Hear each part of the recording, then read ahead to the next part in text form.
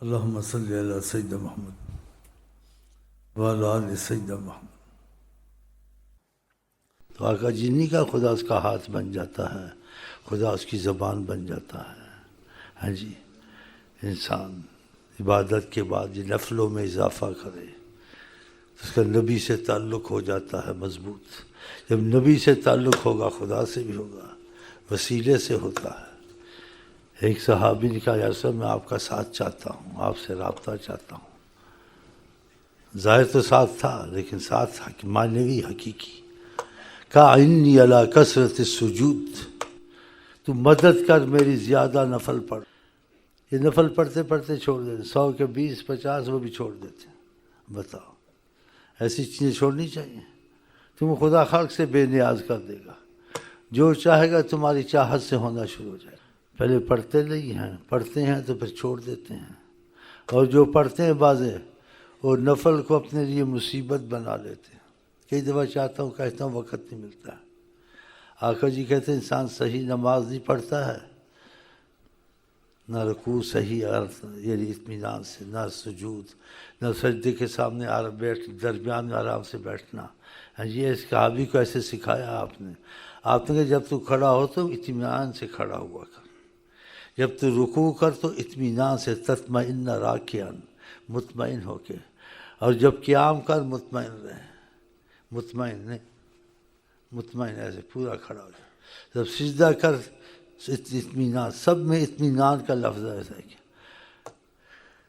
کیونکہ ایک صحابی کو دیکھا نماز پڑھتا تھا، جلدی جلدی کرتا تھا، تو اس کو منع کیا ایسے مت کرو، پھر کہا بھی صلو، نماز پڑھو، کما رأیتمونی اصلی، جیسے تم دیکھتے ہو میں کیسے نماز پڑھتا ہوں۔ کتنے اچھے لفظ ہیں، کتنے پیارے۔ صلو، نماز پڑھو، لیکن کیسے پڑھو؟ کما رأیتمونی، تم مجھ کو دیکھتے رہتے ہو میں کیسے پڑھتا ہوں، تو میری طرح سے پڑھو۔ جو آقا تھا جی کی طرح کیسے نماز نہیں پڑھ کر نماز کو بد دعا دیتی، کہتے نماز لپیٹی جاتی ہے، اور آقا جی نے کہا نماز کہتی ضیعک اللہ ہو، خدا تجھ کو ضائع کرے، کما ضیعتنی، جیسے تو نے مجھ کو ضائع کیا۔ بتاؤ کیا فائدہ ایسے نفلوں کا؟ ایک سجدہ کیا، آرام سے نہیں کیا، اب سجدے سر اٹھا ایک دم سجدہ دوسرا مار دیا۔ وہ کئی دفعہ میں کہنا چاہتا ہوں، ایک کو دیکھا سجدے پہ سجدہ مار رہا تھا۔ کیا مصیبت ہے! ایک تو نماز نہ پڑھنے کی مصیبت، ایک آدمی کوئی کام نہیں کرتا مصیبت، اگر کام کرتا اس کو اور بگاڑتا ہے، ڈبل مصیبت۔ یہ کیسی مصیبت ہے؟ تو آقا جی کہ صلو، نماز ایسے پڑھو، کما رأیتمونی، جیسے تم مجھ کو دیکھتے ہو، اصلی، میں کیسے نماز پڑھتا ہوں، کہ تم میں ہر وقت تمہارے بیچ میں ہوتا ہوں۔ اس صحابی کو 3 دفعہ نماز لوٹوائی، پھر اس نے کہا میں تو ایسے ہی جانتا ہوں، پھر اس کو سکھایا آپ نے، اور پھر یہ بھی بتایا جو نماز صحیح پڑھتا ہے وہ نماز آسمان کی طرف جاتی ہے، اس نماز کا اس کو بڑا زبردست فائدہ پہنچتا ہے۔ اور نماز کہتی ہے حفظک اللہ کما حفظتنی، خدا تجھ کو حفاظت میں رکھے، ہر مصیبت، ہر بلا سے، ہر چیز سے، جیسے تو نے میری حفاظت کی۔ بتاؤ، اب یہ ایسے نماز پڑھنا چاہیے، ایسے پڑھتے ہیں، سجدے پہ سجدہ، آرام سے 3 تسبیح نہیں کہہ سکتے۔ اگر کہیں جلدی ہے تو عالم سے پوچھ لو، ایک تسبیح پڑھ لے، آرام سے پڑھ لے، سبحان ربی العظیم، سبحان ربی اللہ۔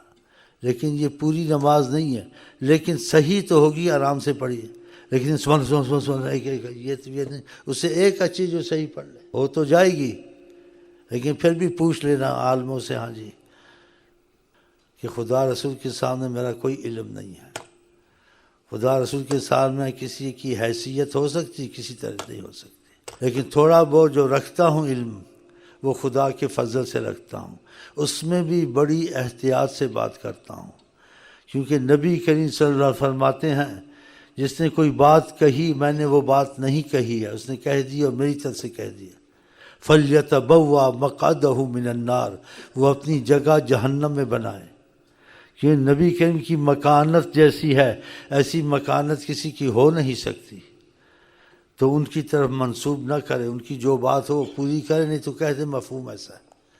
تو بہرحال نماز میں بہت احتیاط کریں. اگر آپ آرام سے نماز پڑھیں گے، آپ 100 نفل پڑھتے ہیں 50 پڑھ لو، 50 پڑھتے 20 منٹ پڑھو، صحیح خراب نہ پڑھو، تاکہ اس کا فائدہ ہو، اس کا نقصان نہ ہو. کیونکہ حدیث پاک کے لفظ ہے، اگر انسان غلط نماز پڑھتا ہے، جلدی سے پڑھتا ہے، اس میں نہ رکوع صحیح، نہ سجدہ صحیح، نہ سجدے کے درمیان آرام سے بیٹھتا ہے، تو وہ نماز بد دعا اس کو کرتی. بتاؤ. اور صحیح پڑھتا اس نماز کا فائدہ پہنچتا ہے، اس کے لیے دعا کرتی ہے. تو آئندہ یہ بہت احتیاط کریں. ہاں، یہ نماز اسلام کا رکن ہے، اور نماز میں انسان خدا تعالیٰ کے سامنے پابند ہو جاتا ہے. تو جتنا ادب اور یہ احتیاط ہوگی اتنا فائدہ زیادہ ہوگا. کیونکہ نماز سب برابر پڑھتے ہیں، لیکن پڑھا سب نے، لیکن فائدے کے لحاظ سے ہر ایک کا علیحدہ ہوتا ہے. ہاں، کسی کو اسی 2 رکعت میں تھوڑا فائدہ، کسی کو بہت فائدہ، کسی کو اسی 2 رکعت میں بے انتہا فائدہ، کسی کو اسی نماز میں نقصان. ہاں، اس لیے آقا جی نے ایک حدیث میں کہا، بعض آدمی نماز پڑھتا ہے، لا یعادل صلاتہ مثقال خردل، رائی کے برابر بھی اس کی نماز کی قیمت خدا کے ہاں نہیں ہے. پڑھی ہے لیکن خدا نے دیکھا. تو اس میں احتیاط کریں اور بولو انشاءاللہ تعالی.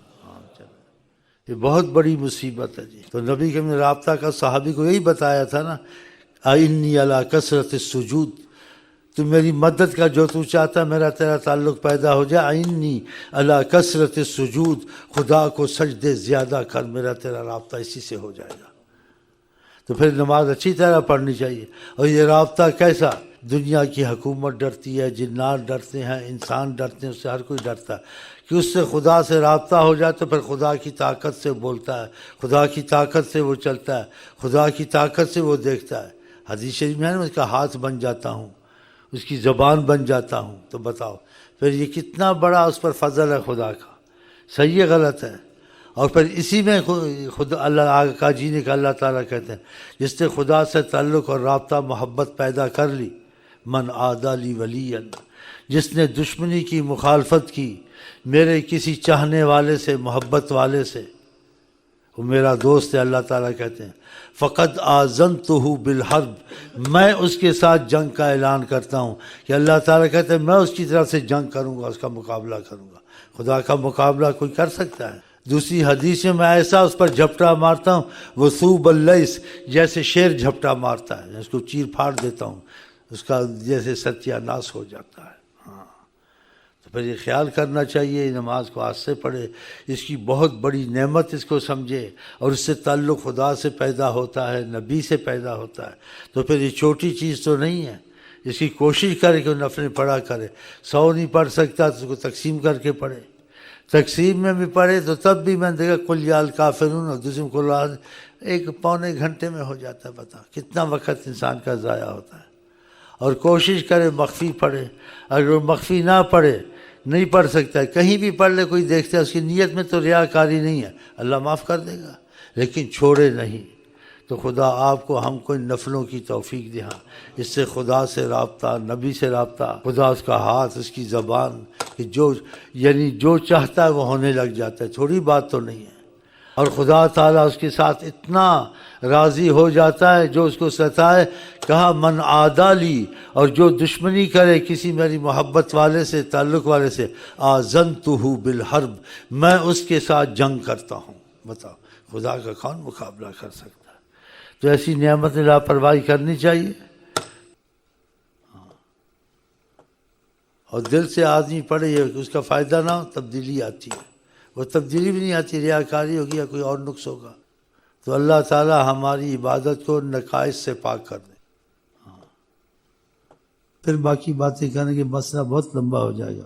ہم آپ کو کہتے ہیں السلام علیکم ورحمۃ اللہ وبرکاتہ. آئی لو یو کے ساتھ آپ